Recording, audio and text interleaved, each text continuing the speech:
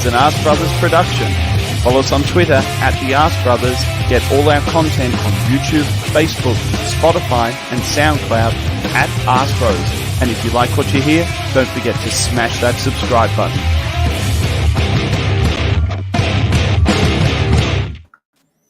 Blimey, that was good. Welcome to Thursday Night Live.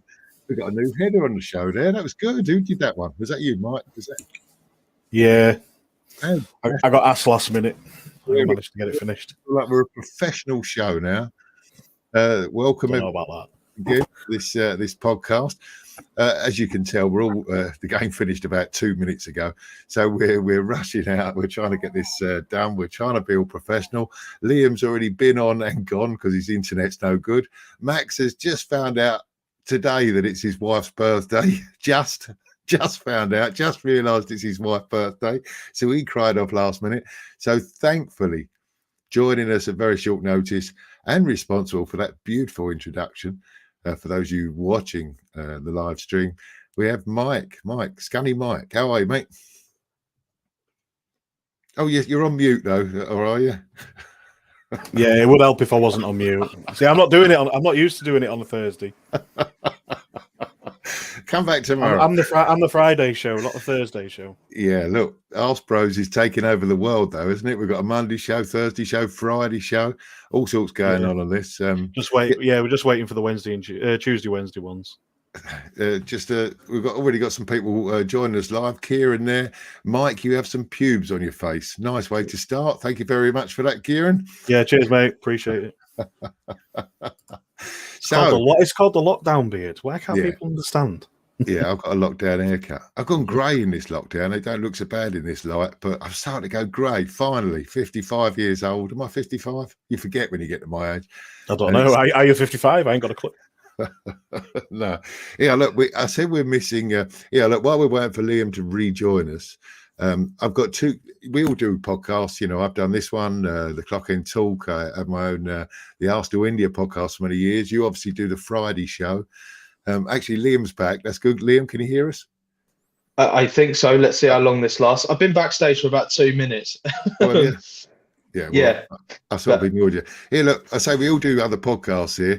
Here, Scully, this is a quiz for you. We'll start this week's show with a quiz. Oh, fucking hell. Why are you doing that at this time? It's a very easy quiz.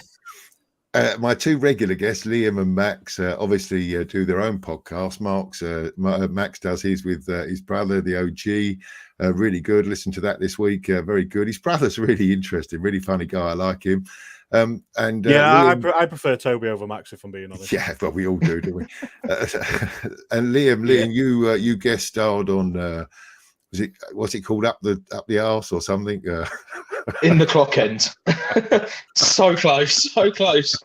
No, in the Clock End. Oh no, in the arse. Should we call it? I didn't realise it was this type of show. So, Mike, this is a quiz for you. Let's see if you can work out of my two regular guests, Liam, who we don't let talk very much, and Max, whose quote is this? I'm going to quote something from one of their shows this week. They're talking about Aubameyang. It says, "You saw his erection grow and grow and grow until it was a pulsating rhinoceros cock of a goal-scoring mechanism." It's a good job I saw this one, actually, to be fair. But I would have never guessed who it was, to be honest. Come on, you got to love Max. this was live. I don't know. I'm surprised it didn't have a cunt in there somewhere. Normally you get one of them. So you do. Finds a way, didn't he? I just got to say that again. You saw his erection grow and grow and grow until it was a pulsating rhinoceros cock of a goal-scoring mechanism. What a quote that is live. Max, we miss you. Now, the second one, see if you can guess this one. Obviously got that one right with Max. One of our two people said, Willian is fantastic. I really love him. He's my favourite player. Yeah, Liam. I said no. I don't think I've ever heard Max say William is fantastic. Liam, you haven't heard me say either. I listened to you today. All right, I may have exaggerated, but you said William played quite well. Did I? Yeah, you did. It was the pod you did before last, and that was your opening statement. William come on. William played well. I may have exaggerated that. I said he was your favourite player. But they're all spreading their wings and flying off and doing their own podcast now. Obviously, we don't normally do a review show. We don't normally review games Thursday Night Live. We just look at the topical issues in the game. But we have just finished. So I guess that while it's still all fresh, Liam, what was your thoughts on that tonight? Just general thoughts on that game tonight. See, I'm letting you passive. talk first. I know what's going on. Give me a chance to talk when there wasn't an awful lot to talk about in that game. Let's face it.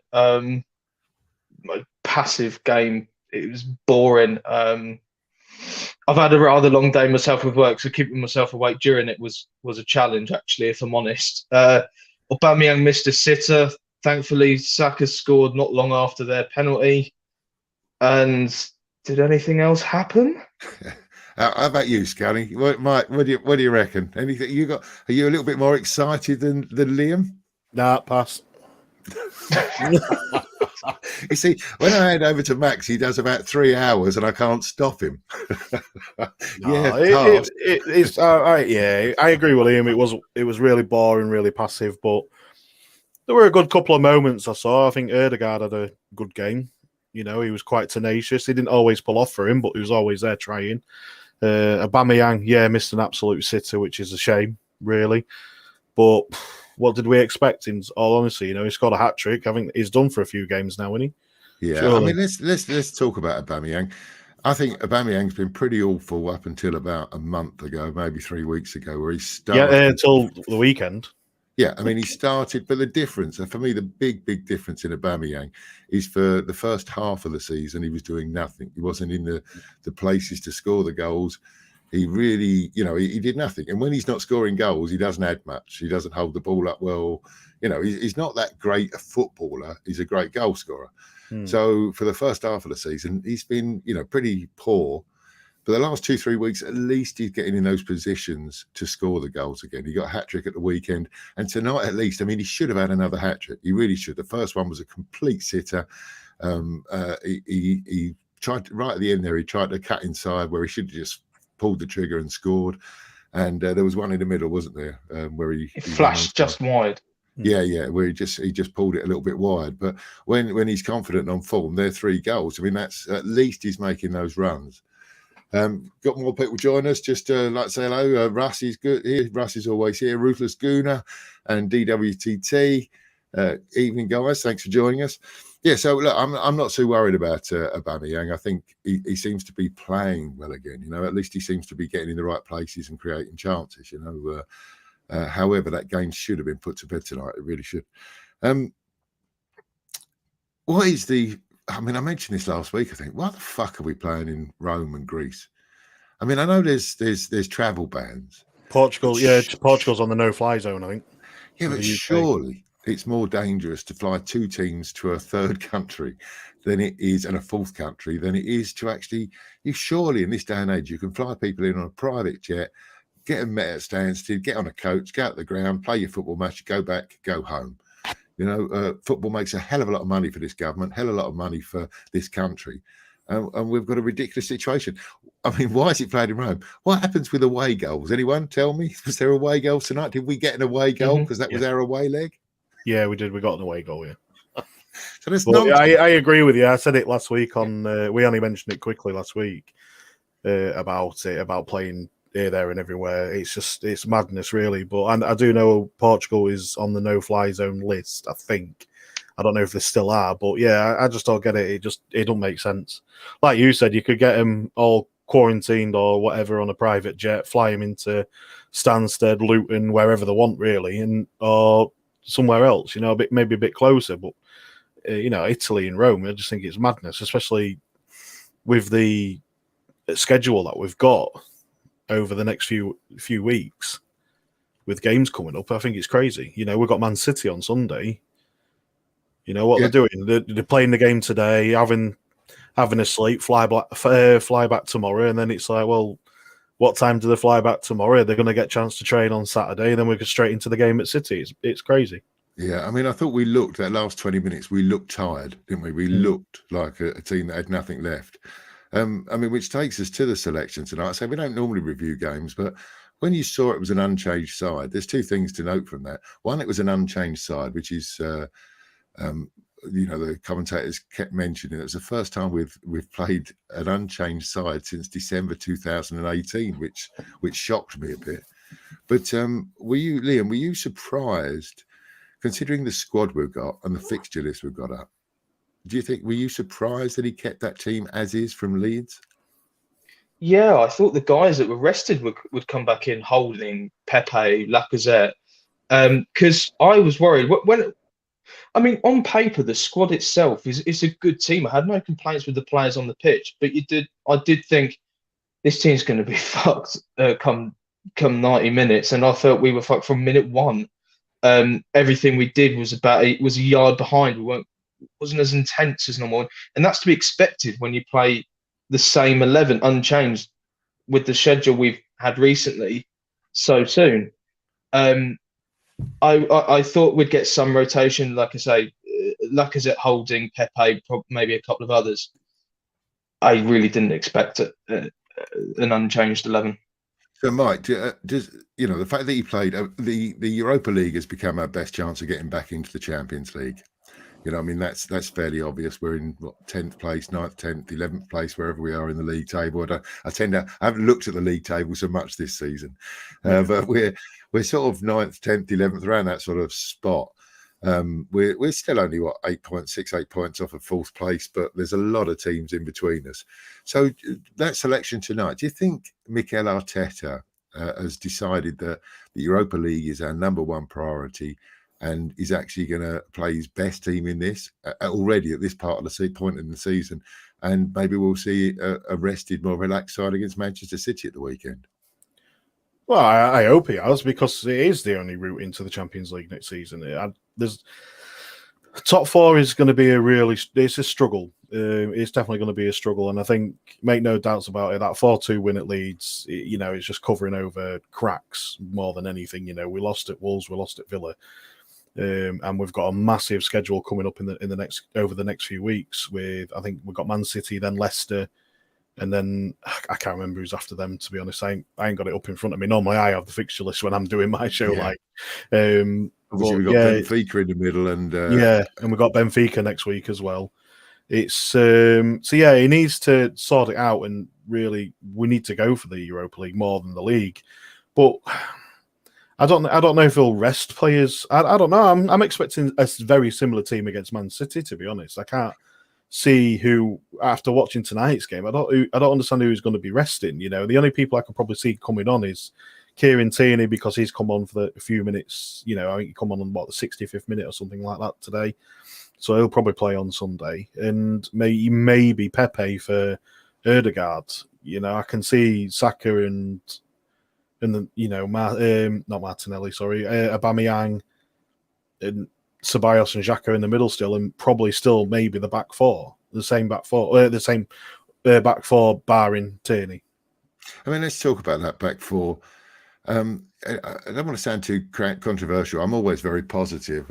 I was rather hoping we'd win today, so that I'm always hoping we're going to win today. Weren't we all? I was hoping we're going to win today, so I could be a little bit more critical, and it doesn't seem so fair now. But I've watched this season the signing of Gabriel. I'm not convinced. I'm really not convinced yet. There's nothing I've seen in Gabriel's play that makes me think he is any sort of upgrade on what we had before. He looks clumsy to me in possession. He's got a mistake in him. He's a big. I mean, what he brings is he's big, he's strong in the air, something that we've been missing at the back. And he played a fabulous ball towards the end over the top. But it was one in about 10 attempts, and the rest were all given away. Is it me? I try to watch players on merit. I try not to do too much social media. I watch games and I make up my own mind. He came in and there was lots of the fans saying this is fantastic, what a great player. But throughout his career so far, he's made a lot of mistakes, and he just looks clumsy to me. Am I missing something? Is he better than I think he is? Personally, I quite rate him, but I think the biggest thing is the way he plays is starkly different, in stark contrast to the rest of our back four, essentially, because he is usually partnered with one of either Louise or Holding, and both of them like sitting deep. Whereas Gabriel's a front-footed defender. He wants to push up. He wants to press high, keep it away from our goal. Louise and Holding, they like to back off, and Bellerin's not so good at pressing, I don't think. So for me, he's starkly different to what we have. And if he was partnered with somebody like, ironically enough, Saliba, someone who's front-footed, has Tierney on the at left backs, I think he can push higher, and probably more Maitland-Niles or another right back that's happier being further forward and squeezing the pitch. I think suddenly we would look at Gabriel in a completely different light. So for me, there's a player there. He's just starkly different to the way that the rest of our back four, bar probably Tierney, wants to play. Don't you get nervous, Mike? Don't you get nervous when the ball, when they're passing it, all this little short, intricate passing playing out from the back? Don't you get nervous when it's given to him? He's got that Kolasinac sort of square on, cartoon-looking footballer about him. No, am I wrong? No, I think you're being a little bit harsh. You got to remember it's still his first season in the Premier League, so he's going to make mistakes. You know, everyone's got a mistake in him. Look at David Luiz. How long's he been in the Premiership for? Well, that's what it worried me when I see those two paired together tonight. Yeah. You know, I mean, I think Luiz has made more mistakes than anyone. You know, especially early on in games. And Gabriel has made mistakes, giving away penalties and stuff. And then pairing those two together doesn't seem like there's a great deal of pace amongst either of them. Put that with Bellerin on the right-hand side, who, you know, I've always loved Bellerin. And, when you look at actually his input today, he put some good crosses in. He was always getting to the byline, but he just doesn't look good enough to play at right back for Arsenal anymore. You know, he's not defensive at all, is he? And I think that's what we're lacking at right back. And I think this is what my criticism over Bellerin is over the last couple of seasons, is the fact that, he's done great going forward recently. He's putting in the crosses, he's playing little passes with Saka and stuff like that, but it's when it comes back to his defensive duties, he's never around. You know, he's always getting caught too high off the pitch, or he gets caught ball watching like he did against Leeds. As well. So, I mean, I look at that back four tonight, and with Cedric playing really out of position on the left-hand side, Bellerin at right, it's almost like our worst back four for me. You know, it's like I look at that back four and I think that can be improved. I think Cedric did enough in his couple of games that he had at right back recently before he moved to the left to look like he's got more in him than Bellerin at the moment. Yeah. I think Holding has been probably our most consistent centre-back all through the season. I like Mari. I don't know why he wasn't playing, why he hasn't made the team. I don't know whether he's... It's that 1 million, isn't it? That fee, apparently. Yeah, is that what it is? I'm just making it up. But that's what everyone's saying over the social media and stuff. Apparently, if he plays another game, we owe... I can't remember where he... For every 10 games, it's another £1 million we have to pay Flamengo or something or other. Is that how much it is? Oh God, he'll never play again. Something along those lines. I don't know. Tell him now he'll never play again. Well, I'm very much paraphrasing. I hope he doesn't break David O'Leary's club appearance record then, because that will cost us about 70 million. Well, up to a certain amount, but whatever it is. The thing is, I really like. The thing Gabriel has is he's got really good recovery speed. So he knows that if he does press forward and he goes for something, he can get back easily enough. And he is quick, and the control he has in his body when he recovers and to jostle down the wing when he needs to is fantastic. It really is very, very good. But the problem, as I say, Holding doesn't have that recovery speed. Bellerin doesn't have it. The only defender we've got that actually has it is Tierney at left back. So the problem you create is then your back line isn't level. It's at this sort of weird diagonal. And then that causes you all sorts of problems because that leaves gaps where that players can exploit, and it gives you problems. So he's just so different to what we currently have. And Gabriel's a good player, but he works in a certain system. just as I any think player this is does. why I'm so pleased with Arteta this year, because he's what Arteta has done. I know there's lots of criticism of Arteta, but what he did first of all was to sort out that defence, and it doesn't seem to matter what personnel he puts in there. In my opinion, quite inferior personnel, but he's got them in a system that seems to work. We don't let in many goals, we don't concede, but we've got the second best defensive record in the Premier League. That's almost incredible. We did have before the weekend. I don't know if we still have, but that's incredible that he's got them all playing so well. I'd like to say it's because of the addition of Partey in the middle, but he's only played a handful of times. So Arteta is doing something right. I just would have liked to have seen, I think our best at the moment is Cedric on the right, Tierney on the left, and Holding and Mari in the middle. And so that defence today was just poor. What else do I want to talk about today? Ceballos. There's the questions going around at the moment. If we could, get him for this talk that we can buy him for £22 million, 26 million euros, that's the sort of talk. Liam, you're shaking your head. Mike, you just think that's Liam. All right, you're shaking your head. Do you think that's just too much money? He has these flash moments that make him look really good, but he's not good enough for me. He needs too long on the ball. He takes far too many touches. Lends it so he can get it back. No, he has his flash moments that make him look so good, but in reality, he doesn't contribute enough. He's too slow. That's scary. I think you're being harsh, mate. I think me too. For 22 million, I don't think you can go wrong, especially with the way things are looking now as well. With COVID prices that are probably coming in the summer. And what's he on? 50? He's going to 50, 60k a week. What if he comes to Arsenal? What's he going to be on? About 80, maybe 70, 80 at a push. I think it's a great signing, to be perfectly honest with you. Yeah, he may not be the first team. He may not be a first starter for the team. He may be more squad player, but even still, at 22 million, he's going to have a sell-on price as well. And what is he? 24 years old. So even if we just keep him for 2 seasons, while we're getting in the, as what people say is Arteta's plan or Edu's plan, to try and, because like I say, bring more players in for 22 million, you can't go wrong with that. And then if in 2 years' time we get another outstanding midfielder like someone like Partey, for that, the quality of Partey, we can let him go, and we'll probably still get the 22 million when we want to sell him off. Yeah, for me, I think it's it's a no-brainer for me. I agree, Liam. I watched that tonight. If you look at Ceballos tonight, he won the ball, he tackles, he goes forward.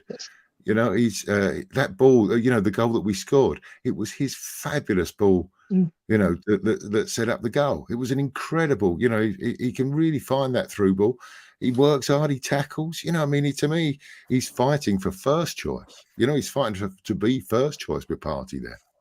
I like his defense. Yeah, I like his defensive contributions more than I do any other facet of his game. He reminds me very much of Torreira in the way that he can run around and make these tackles, because he's always getting in the way of everything. Makes his tackles. He makes very clever interceptions. He's just better than Torreira at releasing the ball. For me, he just takes far too long, and it kills everything. And we look so static when he does it. When he doesn't, and he actually moves on, like for the goal first time, it's brilliant. He's got it in his locker. He just seems to have this refusal to do it on a consistent basis. Yeah, I disagree. I was watching him today. I thought he was playing about better players today. He really he did well against Leeds as well, to be fair. He won that. He has good.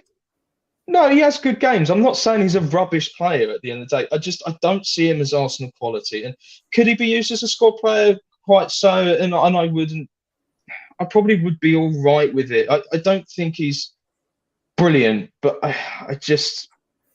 can't. I want us to build on this squad. And I just don't think he's the sort of player, even necessarily. Maybe he's a squad player, but no, I just don't see him as a sort of player that moves us forward.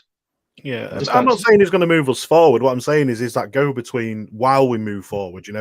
It's while you're looking for another midfielder of say, like I say, of Partey's quality, or maybe better, or slightly below Partey. It's a case of how much is that going to cost? That's going to cost again 40, 50, 60, 70 million.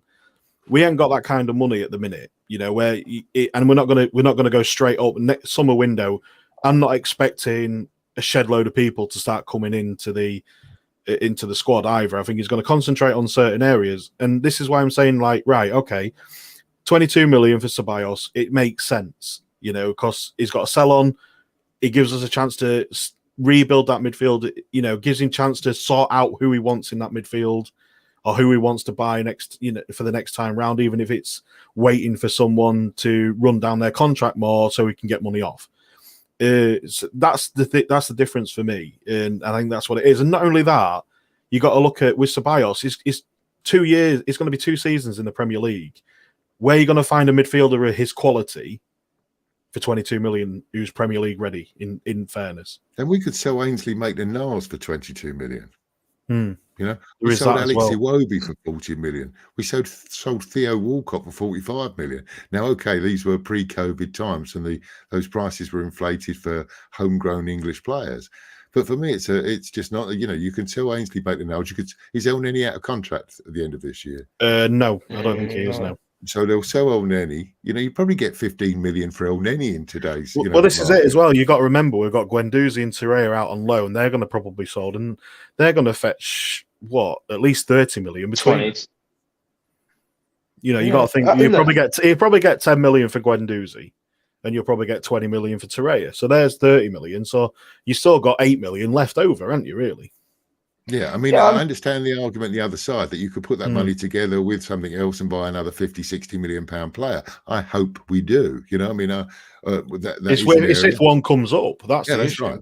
You know, I mean, look, Jack has had a bit of a renaissance in the last 3-4 months. You know, Jack has been a very good player, but Jack has real limitations. Jack looks slow. Jack he doesn't look like he's fast enough for the Premier League. Jack is getting worse, not better. He's having a bit of a renaissance of form at the moment.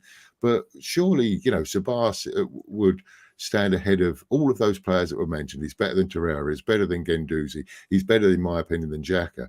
You know, so why, if you can pick him up for 22 million, he's Premier League ready, as Scully says. You know, he knows the club, and if he wants to stay, that's a really big point as well. You know, I think it's that sort of price, 22 million. I think it's really is a no-brainer. Well, in fairness, he's not going to get into the Real Madrid team, so he's going to want to move on anyway. I've just seen some of the quotes that go in. Kieran agrees with you, Mike. Rufus Guna says that we should use that money to buy Bissouma. William was great. It's a comment there for you, Liam. And Kieran also says, don't forget that we have the cash from Gunnosaurus to spend. I mean, looking at going tonight as well, I don't want to go into too much detail. What did you think? We've got this Ødegaard now on loan. Don't like having loan players in the side. We've got 2 of them there. Don't like it. I mean, it's nice to see him. I hope it works out well. I hope we can buy him.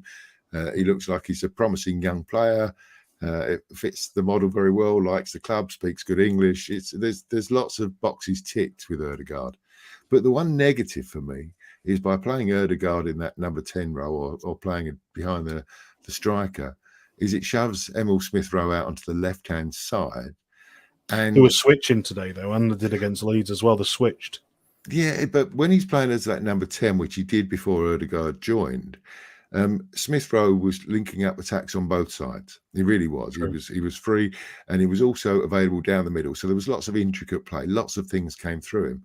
I just thought with him stuck out on the left-hand side, you know, he didn't have his best game tonight. As a kid, he's not going to have great games every week. And of course, he gave away the penalty. It wasn't his best game.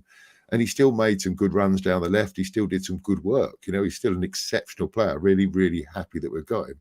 But by putting Ødegaard in the middle, Smith-Rowe seems to be a little bit, you know, stuck on the wrong side of the pitch for me. His build-up play with Saka in previous weeks before Ødegaard joined was fabulous. And now we've sort of got those 2 on opposite side of the park. Any comments on that, Mike? I don't think you're not going to see this every week. I think there will be. I think it's more down to the fact that I don't think Arteta likes Martinelli, if I'm being honest.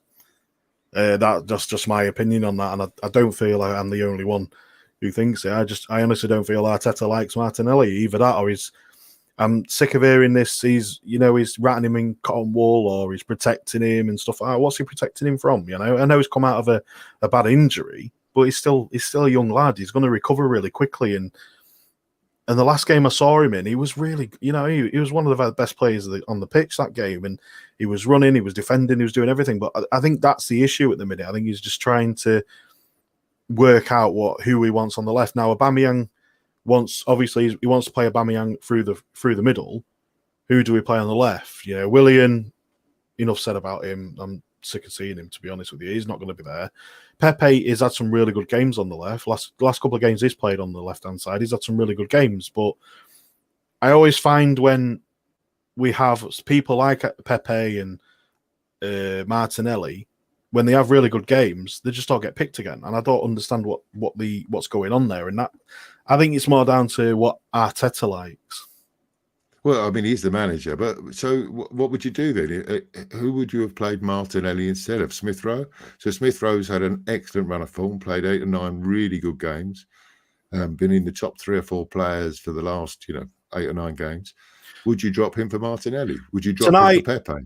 Tonight, I probably would have put Ødegaard in the number 10 role. This would have been me personally. I'd have played Ødegaard in the number 10, dropped Smith Rowe ready for City on Sunday, and maybe play Martinelli on the left. That would have bbeen my go-to for tonight's game, and then see how that got along, and obviously make the changes as and when it was needed. But that's the only thing I can really think of. It's Smith Rowe can't play every game, but the minute he is, and we saw today, he was looking really leggy today, and I think he just needed that rest. And I think today, and I think today should have been the day that he had the rest and saved him for Sunday.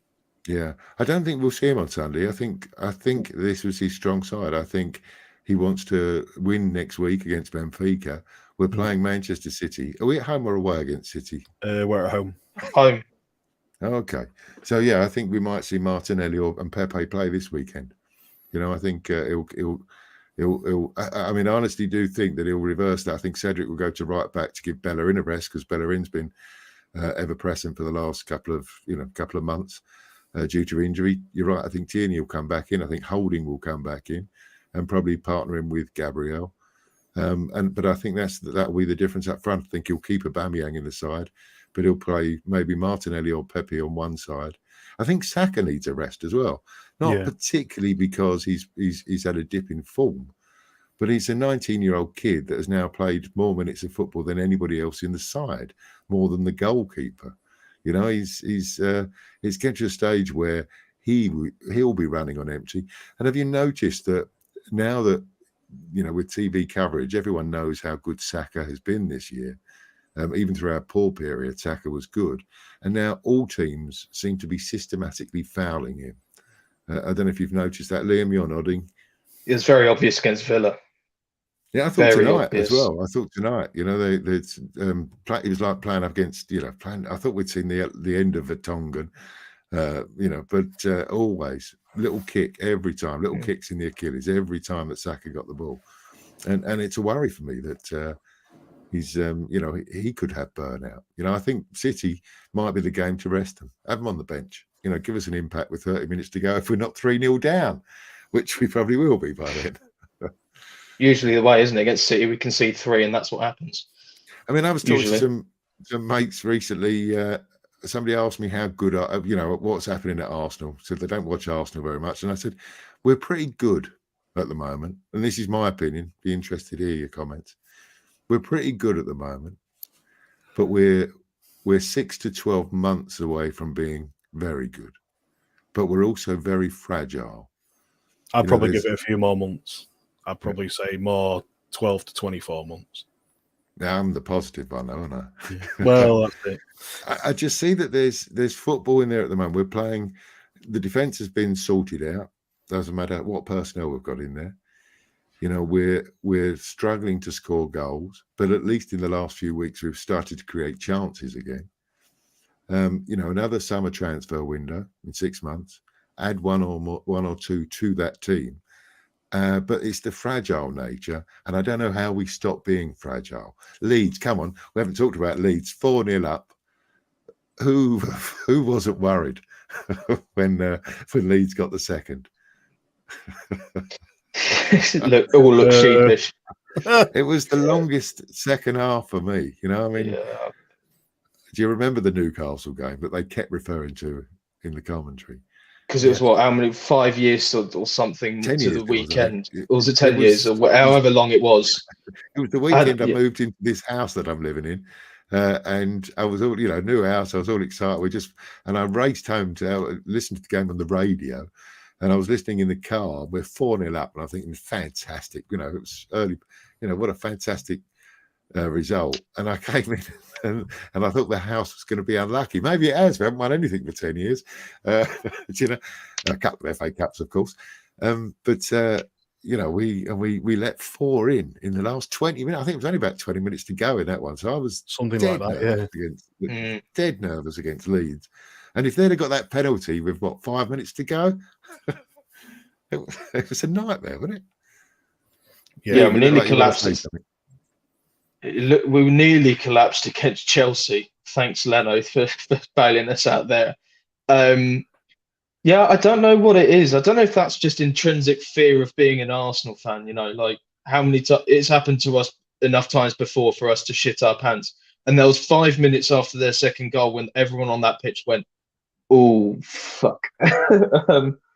After that, in hindsight, we were quite comfortable. We didn't really give much away. That was half a shout, but wasn't really anything in it. And we had our own chances. We hit the bar stroke post twice. So in hindsight, we were perfectly fine. But it's the lapses in concentration that lets teams in it. Like we did it against Wolves. Whatever we think the penalty decision, it comes because we lapsed in concentration. It nearly happened against Chelsea. It nearly happened against Leeds. So quite what that is, I don't know. And I hope we sort it soon. We'll get caught out. I'm just looking at some of the comments there. Scully, did you want to add anything to that before? No, I'm happy with what Liam said there. I think it was all right. Yeah, we did play well. First time, to be honest. It's back to I'm us. not Max. It's back to us. We're creating chances again. We're good to watch going forward. I think I want to take us back to sort of October, November time, where we couldn't see anything happening. We really couldn't. We were poor. We were losing the games by the odd goal. We weren't getting thrashed each week, but there was nothing going forward. But suddenly, he's starting to build his team. And going forward now, we look pretty good. We're still not scoring the goals. There's a couple of comments here. DWTT says 10 million for Guendouzi seems low. Is potential worth more? Caveat is he's got a year left on his deal. Yeah, and his attitude. His attitude is an issue. Not just at Arsenal. I love Guendouzi. I thought he was. I was really sad to see him go, and I was really disappointed that Arteta couldn't sort that problem out. I think it's to the times as well. Pre-COVID, I think you're probably looking at maybe 20 mil for him, but now, 10. I think is probably max. Yeah. There was Poison Sockets says Erdegaard's pass was key to our goal tonight. It was a sweet pass. First time. Yeah, Erdegaard looks like he has that. I hate it when they keep referring him as Ozil. We don't like Ozil. Stop saying that. Did you have Karen? I didn't watch it on BT Sport, so I don't. If that's what you watched it on, I ain't got a clue. But I hate it when they start referring players to ex-Arsenal players. It's like, shut up, he's not Ozil. Go away. His name's Erdegaard, not Ozil. Let him get on. He's Poison Sockets again. Arteta likes Martinelli. To bring him as a central striker tonight. Maybe there is a plan for him. Yeah, but I think what Scally's saying is that he hasn't had much football. It's hard to get into that side. Don't get me wrong. Pepe has played well in the last few weeks, and Saka's been exceptional. Emil Smith-Rowe's been exceptional. Lacazette, until the last couple of weeks, has been very good. And Aubameyang, you want to keep playing him into form. So it's very hard for Martinelli, but he hasn't made any substitute. I think that's where you're coming from, Mike. And he's not. Yeah, it's not just that. I think I feel for Martinelli at the minute more than any, because, like you say, if he's going to be playing through the middle, he's going to be behind. He is going to be behind the likes of, like you say, Aubameyang, Lacazette, possibly Nketiah. But then you've got to look at, if he's going to play him on the left, who do they pick first? Is it going to be Aubameyang playing on the left? Is it going to be Saka? Is it going to be Pepe? Is it going to be Erdegaard? It's like three to four people is going to be behind in the ranks coming forward. And I think it's wrong to do that for him. I think with a kid with such talent, you look at Saka, for instance, he's been given the freedom to do what he wants. He's been playing him regularly. He's let him develop to play to develop. Whereas Martinelli, it doesn't seem to let him play to develop more. I just thought that's the thing that I don't understand that. And the thing with Martinelli is he's shown so much promise in pretty much every game that he goes in. He shows tenacity. He shows the willingness. He shows the willingness to defend. He shows that he can score goals as well. And it's like, just play the kid, for God's sake. Give him a chance, give him the opportunity. And when he does get his opportunities, it's either because, like I say, Aubameyang's injured, Pepe's out of form. But as soon as Aubameyang came back from his injury, Martinelli was out again. It's like, no, you can't do that, really. And I know what people are saying about maybe move him central forward, but I don't think he'd probably suit that. For me, anyway, he doesn't suit going central. He needs to stay on the left because that's where his best games have been played, on the left. Look at last season and when he was playing with Saka, and Saka was playing as a left back. Them two, out of all that team, the whole squad, no one could find a fault with them two, and they were the youngest two in the team. And it's madness. It's maddening to me because I like to see when you see kids with so much talent and you see them trying to push through and showing everything that they've got, and they're just not getting game time. It's just maddening to me. I think especially when you bring Willian into the equation. Yeah, there's him as well. I forgot about him as well. Yeah, there's another person who is going to be behind. I know we're all on Willian's back, but he's a professional footballer. He's a very well paid, experienced professional footballer, and unfortunately, he's done nothing since he joined the club. Find me a Chelsea fan who didn't think he was a great player. They wanted to keep him. The fans liked him, but since he's come here, it's just almost incredulous that he has been unable to find any form. Good game on the first day of the season, and very little since. And Arteta does keep picking him, does keep playing him, until the last couple of weeks when he's been left out a little. Liam, anything to add on that? Yeah, the one thing that's easy to forget is we did give him a new long-term contract around the same time that we tied Saka down. I think that says something. I think he is here to stay, and there's something that Arteta does see in him. So I don't think Arteta's written him off. Not written him off, that's the wrong word. It's not that he doesn't not trust him necessarily. I find Martinelli a very unstructured player. He likes to leave his spot. He'll come back to it, but he leaves it very early, goes and chases things. I don't think Arteta likes that.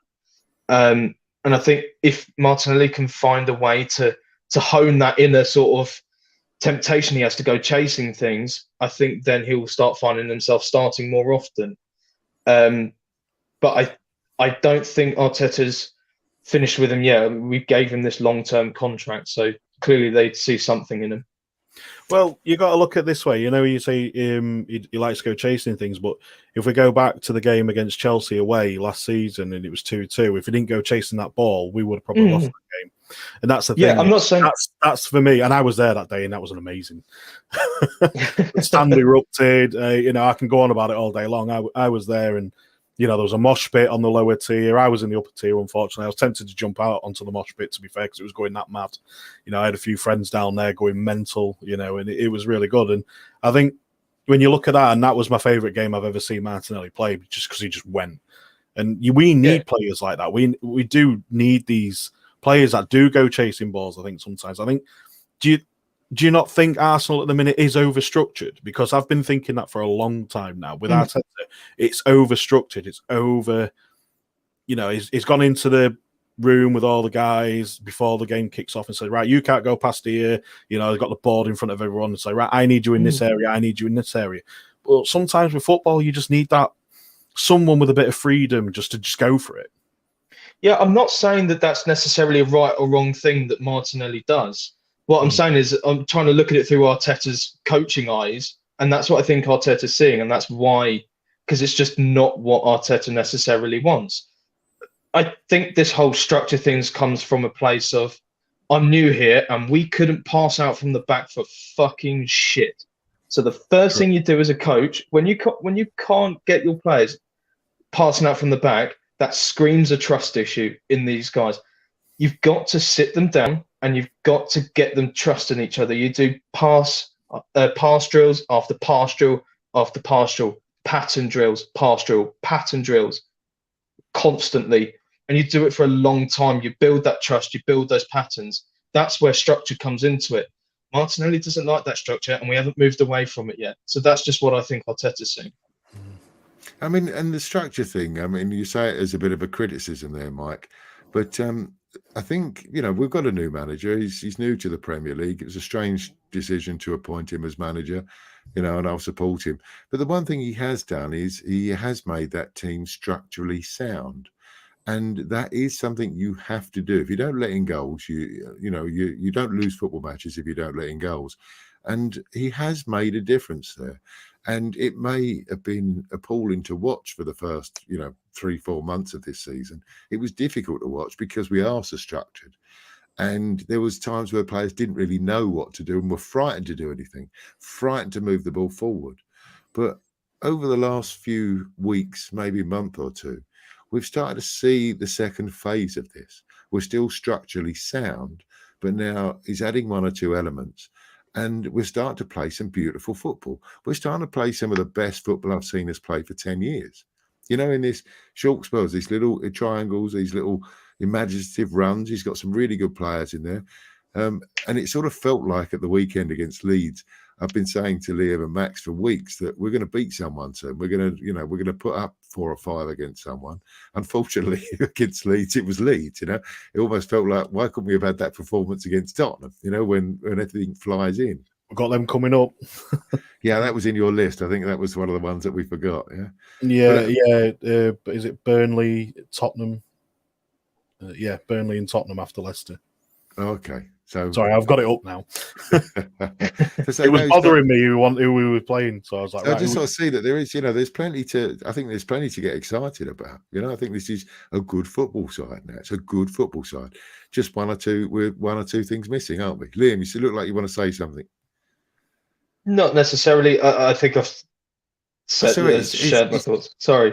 Maybe you look like you're going to cry because your bottom lip keeps trembling every time. I've had a very long day. You have to excuse me. I've had a very long day working, overtime working, straight into the football, straight into the pod. I'm fucked. Well, now you're a podcast star on multiple shows, multiple channels. Woohoo! I did listen to you, though. I did. I took some time out to listen to you. They let you speak far too much. for yours and especially Max's, can I imagine? And they're very professional. I showed you in our WhatsApp group. Very professional setup. They've got all the lineups. They've got what they're going to talk about, results, and all this sort of stuff. And here we go, just rambling nonsense. You don't get structure with bloody arse bros, mate. You just go all in. I know. You go all in, mate, and just make it up as you go along. So, Mike, look, we don't know each other well. We've been on a podcast one together. We did the Arse Brothers OG a while back. Well, tell me about you and Arsenal. So, look, we know I'm old. You're not as old as me, but you're. I'm not as old as you. No, there's not many are. But I was just interested. You obviously get to the games regularly in the days when that was. I try to. Because I live up north in the UK. It's harder for me to get to the Emirates. But I try and get down there as much as possible. But so I go to a lot of away days because there's a group here in where I live. We all sort of hinge together. And Kieran, who was in the chat earlier on, he's one of them now. Who we all get meet together and just drive down to the games and stuff. So we go to quite a fair few away games, and that's how I sort of got into it. I only started doing it about 2. It would have been about 2.5 years ago now when I started going to away days properly. Because that's when I started meeting people, meeting other Arsenal fans and stuff like that, and being able to afford it as well. I think that's the main thing. It is an expensive sport. Yeah. Even the away games, you're looking at the ticket prices are a hell of a lot cheaper. I think I think they're still 30, 40 quid a ticket, but it's a lot cheaper than going to the Emirates for a ticket. Well, the prices at the Emirates, I don't think are bad. Everyone moans that they're bad, but my ticket's £40 a week. It works out £40 a game, rather. You know, I don't think. Yeah, that's not too bad. Are you a season ticket holder? Yeah. I see. You get it easy. You get it cheaper then. Well, by being a holder and then trying to buy one from, the site and stuff like that, or even trying to get hold of someone who's like willing to switch it over to you, it can be quite expensive. It depends where you're sitting as well, I think, to be fair. Yeah, and of course, where I say it's £40 a game, they don't sell it at £40 a game. They have your A games, your B games, and your C games. So exactly. You can go and watch us play Burnley for £27, I think. But if you want to watch us play Tottenham, it's 70. It's 170 minimum as well. It's £62 minimum when I was going. Though as a junior gunner, I used to get in for a tenner a game. That was brilliant. Loved that. No, that's not too bad. Yeah, you can't argue with that. But this is like, I think because I live, it's a few hours away from London, you see. So I think that Chelsea game, Chelsea away, it's sort of one of them ones they think, shall we do it? Shall we not? Yeah, fuck it, let's go. We're going. So a couple of us drove down there, met a few other people up there when we was down, and just went, and it was one of the best games I've ever been to. Barring, I know it was a draw and stuff, but for atmosphere and that, I've never seen anything like it. It was absolutely brilliant. The one thing I haven't been able to do yet is go to Tottenham away, and that's one of the ones that I'm going to try and do. I was meant to do this season. Last season and this season, but obviously that went tits up. So I was hopefully next season I'll be able to get there. Yeah, I find that one almost impossible to get tickets for years. It's not what you know, mate. Yeah, I understand that. Yeah, but even the people who I get my away tickets from, because it's a cartel for Arsenal, the away ticket scheme. Everyone. Oh yeah, it is. Yeah, you got to get in with the groups, mate. Everyone who's got the points to get the away tickets will either go or sell their ticket and keep the points. So it's a cartel. I can never get into that cartel, especially after living abroad for the last 5 years. It's very, very difficult to get tickets. But even within that cartel, everyone wants to go to Tottenham. Everyone wants to do that Tottenham away. I guess now with their bigger stadium, we might have a little bit more chance of getting in. Yeah, definitely. And that's how I sort of got into Arsenal. I've been supporting them since late 90s. So that's how I sort of got into it, and then started going to. I've been to a couple of games before, and I went to Highbury a couple of times, and my most memorable one, I think it was, I forget who it was now. Charlton Athletic. Can't have been that memorable then. It was good. I was absolutely shit-faced, to be fair, but I was sat in the North Bank and Henry decided to backheel it into the back of the net. I remember the game, yeah. I think it was our 48th out of our 49 game unbeaten. Yeah. I was absolutely shit-faced. So that is part of football day, though, isn't it? I mean, of course it is, yeah.